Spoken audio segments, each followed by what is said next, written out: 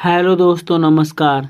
दोस्तों, जैसा कि आपको पता है, हम एनसीईआरटी की कक्षा 10 की मैथ की बुक करा रहे हैं और आज हमने प्रश्नावली 1.3 ली है दोस्तों। तो दोस्तों, क्वेश्चन है, सिद्ध कीजिए कि √5 एक अपरिमेय संख्या है। और दोस्तों, उससे पहले आपके लिए हम कुछ इंपॉर्टेंट बातें बताते हैं। यानी परिमेय संख्या किसे कहते हैं, यानी रेशनल नंबर वे संख्याएं जिन्हें P/Q के रूप में लिखा जाता है, जहां P तथा Q सहभाज्य पूर्णांक हैं तथा Q ≠ 0 हो तो वे परिमेय संख्या कहलाती हैं। तो दोस्तों, परिमेय संख्या वो संख्या होती हैं जिन्हें हम P/Q के रूप में लिखते हैं। यानी P/Q के रूप में लिखते हैं तो वे कैसी संख्या कहलाती हैं, परिमेय संख्या कहलाती हैं, जिन्हें P/Q के रूप में लिखते हैं। और दोस्तों, Q का मान 0 नहीं होना चाहिए। Q ≠ 0, अगर 0 रख देंगे तो परिमेय संख्या ही नहीं मिलेगी, यानी इन्फिनिटी हो जाएगा। और जहाँ P तथा Q क्या है, सहभाज्य पूर्णांक हैं। सहभाज्य पूर्णांक वे पूर्णांक होते हैं जिनका मासा कितना आता है, 1, और यही हमारा टर्निंग पॉइंट है। और जैसे 1/2, 3/2, 3/4, 4/3, दोस्तों ये ऊपर वाली संख्या अंश होती है, नीचे वाली हर होती है। इनका मासा निकालो तो 1 आएगा, 3 2 का मासा 1 आएगा, 3 4 का मासा 1 आएगा, 4 का मासा 1 आएगा। तो ये होती है परिमेय संख्याएं। परिमेय संख्याएं वे संख्याएं होती हैं जिन्हें हम P/Q के रूप में लिखते हैं और Q का मान 0 नहीं होना चाहिए। इसी प्रकार दोस्तों, अपरिमेय संख्या होती हैं। अपरिमेय संख्याएं देखिए, वे संख्याएं जिन्हें P/Q के रूप में नहीं लिखा जा सकता, जहां P तथा Q सहभाज्य पूर्णांक हैं तथा Q ≠ 0 तो वे अपरिमेय संख्याएं कहलाती हैं। यानी वे संख्याएं जिन्हें P/Q के रूप में नहीं लिखा जाता है वे अपरिमेय संख्याएं होती हैं। जैसे √2, √3, √5, √7, ... पाई इत्यादि और भी होती हैं। दोस्तों, अपरिमेय संख्या याद करने की शॉर्ट ट्रिक यही है, जितने भी अभाज्य संख्याएं होती हैं, अभाज्य संख्याओं को जो वर्गमूल लेंगे हम उनका, तो वे सब अपरिमेय संख्या बनेंगी। दोस्तों, अभाज्य संख्याएं कौन सी होती हैं? अभाज्य संख्या वे संख्याएं होती हैं जिनके गुणनखंड सिर्फ 2 होते हैं। एक तो स्वयं संख्या होती है और 1 होता है। जैसे अभाज्य संख्या 2 हो गई, 3 हो गई, 5 हो गई, 7 हो गई, ये 11 हो गई।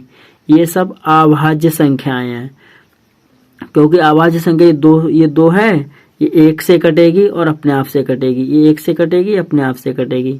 तो ये अभाज्य संख्याएं होती हैं। और भाज्य संख्या वे संख्या होती हैं जिनके 2 से अधिक गुणनखंड होते हैं।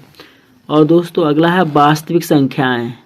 यानी वास्तविक संख्याएं किसे कहते हैं? Real number. परिमेय संख्याएं और अपरिमेय संख्याओं के संग्रह को वास्तविक संख्याएं कहते हैं। दोस्तों, हमने इसका एक आरेख बना दिया है थोड़ा समझने के लिए, मेमोरी के लिए। यानी वास्तविक संख्याओं किसे कहते हैं? परिमेय संख्या और अपरिमेय संख्या के संग्रह को वास्तविक संख्याएं कहते हैं। दोस्तों, ये परिमेय संख्या -3, 0, 1, 1/2, 4/3, ये सब परिमेय संख्या होती है। हमने बताया जितनी भी अभाज्य संख्याएं होती हैं उनका वर्गमूल अपरिमेय संख्या होता है। दोस्तों, पाई एक अपरिमेय संख्या, पर पाई का मान 22/7 वो परिमेय में आ जाएगा, ठीक है ना। परिमेय संख्या दोस्तों हमने यहाँ 2 प्रकार की बना दी हैं, अपूर्णांक और पूर्णांक। अपूर्णांक वो होते हैं जो बटे में होते हैं, पूर्णांक वो होते हैं जो बटे में नहीं होते हैं, पूरी संख्या। और पूर्णांक दोस्तों 2 प्रकार के होते हैं, ऋणात्मक पूर्णांक और धनात्मक पूर्णांक। ऋणात्मक माना माइनस वाला, -3, -2, -1 और ... और इन्फिनिटी से चले आ रहे हैं। और धनात्मक पूर्णांक कौन से होते हैं? 0, 1, 2, 3, ये होते हैं धनात्मक पूर्णांक। अगर दोस्तों आपको वीडियो समझ में नहीं आ रही तो एक बार वीडियो को दोबारा जरूर देखें। और दोस्तों, बहुत ही अच्छी तरह से समझाने की कोशिश की गई है। और दोस्तों, क्वेश्चन हमारा ये था, सिद्ध कीजिए कि √5 एक अपरिमेय संख्या है। तो दोस्तों, हम क्या करेंगे, √5 है, √3 है, √2 है, √7 है, ये सब अपरिमेय संख्या होती हैं। और दोस्तों, हम किसी परिमेय संख्या में, ये कोई परिमेय संख्या है और उसमें हम अपरिमेय संख्या जोड़ें या घटाएं या गुणा करें, भाग करें, तो वो अपरिमेय ही रहती है। ऐसे क्वेश्चन भी हम कराएंगे। पहले हम दोस्तों आपके लिए कराते हैं, सिद्ध कीजिए कि √5 एक अपरिमेय संख्या है। इसी प्रकार दोस्तों √2 वाला भी हो जाएगा। जैसे हम कहें √2 हो गया, √3 हो गया, √7 है, सब इसी प्रकार होंगे, बस संख्याएं थोड़ी क्या होंगी, चेंज होंगी। तो दोस्तों, हम इसके विपरीत मानेंगे। क्या करेंगे? विपरीत। हम मान लेते हैं, माना √5 एक परिमेय संख्या है। एक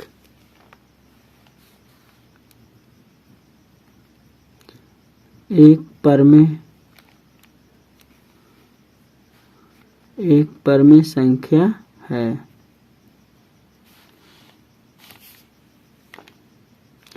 एक परमेय संख्या है।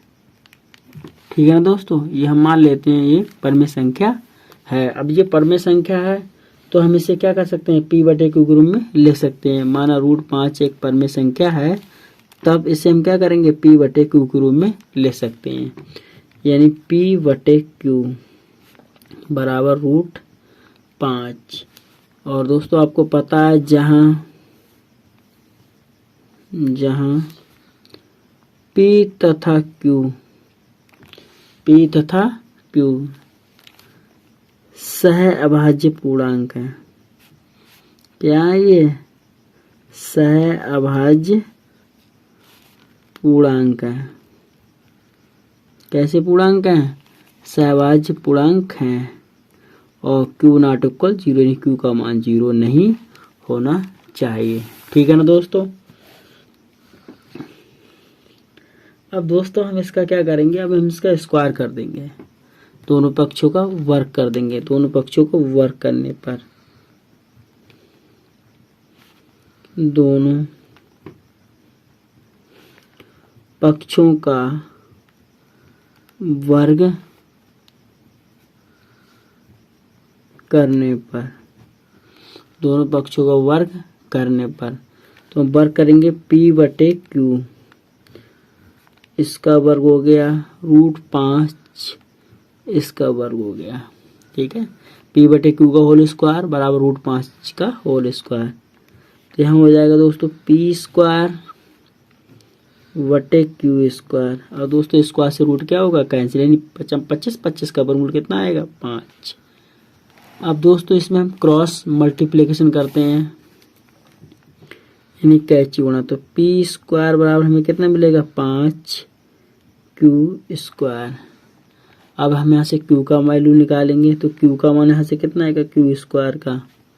तो गुणा तो पद कहाँ आएगा, बटे में, तो हो जाएगा p स्क्वायर बटे 5।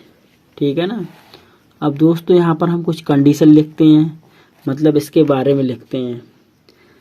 हम लिखेंगे यहाँ p स्क्वायर 5 से विभाजित होता है, तो p भी क्या होगा, 5 से विभाजित होगा।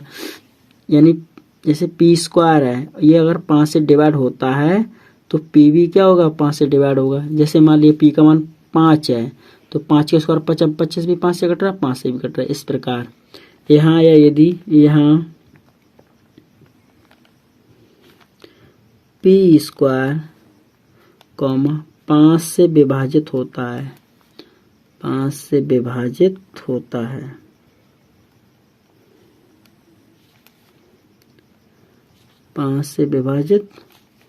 होता है, यदि यहाँ p स्क्वायर 5 से विभाजित होता है तो p भी 5 से विभाजित होगा,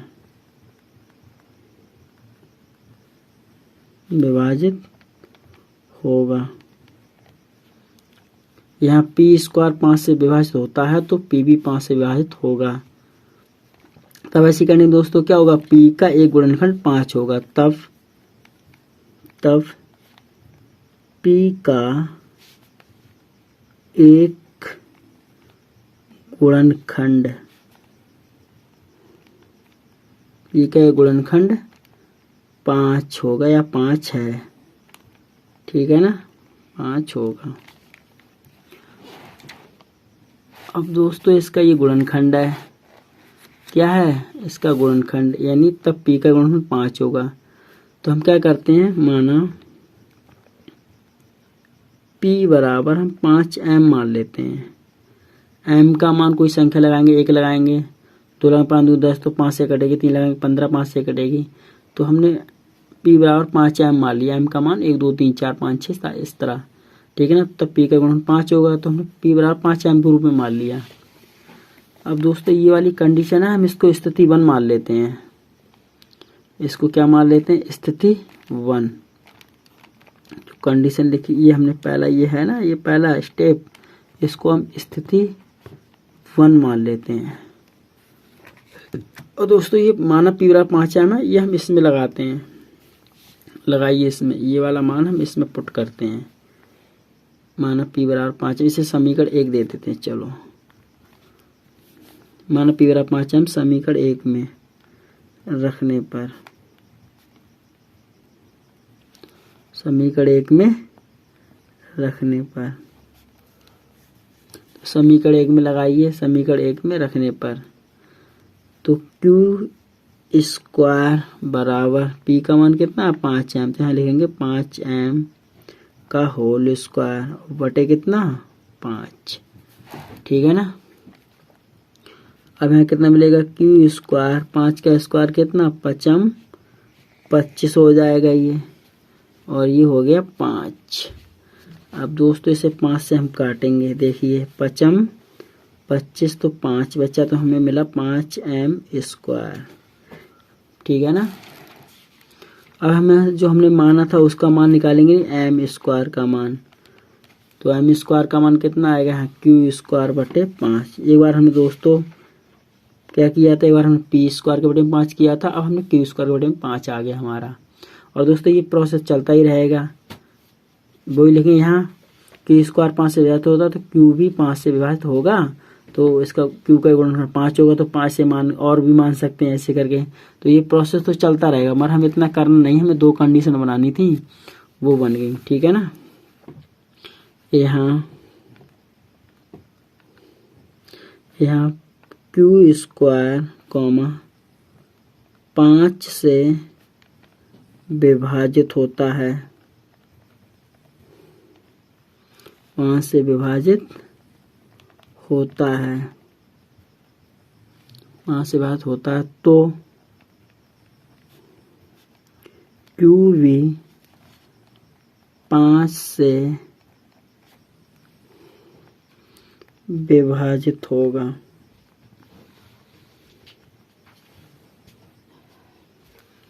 5 से विभाजित होगा,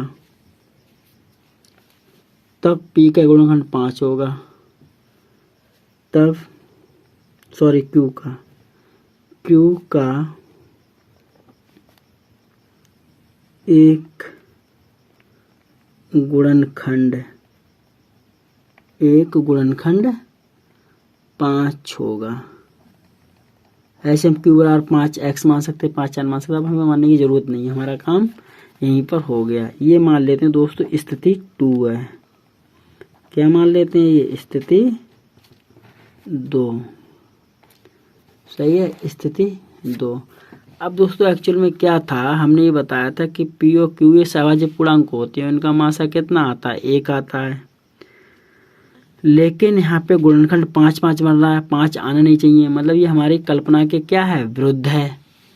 तो हमारी जो हमने कल्पना की है, ये माना कि √5 एक ऐसी संख्या है, परमेय संख्या है, तो हमारी इसमें कल्पना क्या है, ये हमारी कल्पना के विरुद्ध है, 1 आना चाहिए था, क्या आना चाहिए था 1, मासा कितना आना चाहिए था 1 आना चाहिए था, मगर ऐसा हुआ नहीं, मासा आया कितना पी ओ क्यू का 5। तो कहने का मतलब ये है कि √5 है, ये परमेय संख्या नहीं है, और एक ये अपरमेय संख्या है। तो हम लिख सकते हैं यहाँ पर, अतः स्थिति 1 व 2 से स्पष्ट होता है कि √5 एक परमेय संख्या नहीं है, एक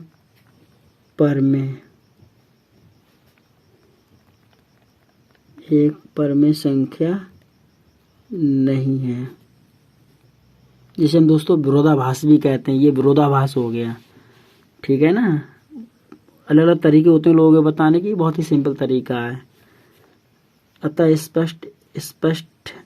स्थिति 1 व स्थिति 2 से स्पष्ट होता है कि √5 एक परमेय संख्या नहीं है। अतः √5 एक अपरिमेय संख्या है। कई संख्या? एक अपरिमेय संख्या है। कई संख्या है? अपरिमेय संख्या है। दोस्तों ये हमारा हल हो गया दोस्तों। अब दोस्तों इसी प्रकार आप कर सकते हैं √2, √3, √7, ये सब अपरिमेय संख्याएं होती हैं। बिल्कुल ऐसे ही आपको बिल्कुल ऐसे ही करना है। देख सकते हैं दोस्तों, आप वीडियो को आप दोबारा भी देख सकते हैं। बहुत ही सिंपल और आसान तरीके से बताया गया है दोस्तों। ये देखिए दोस्तों,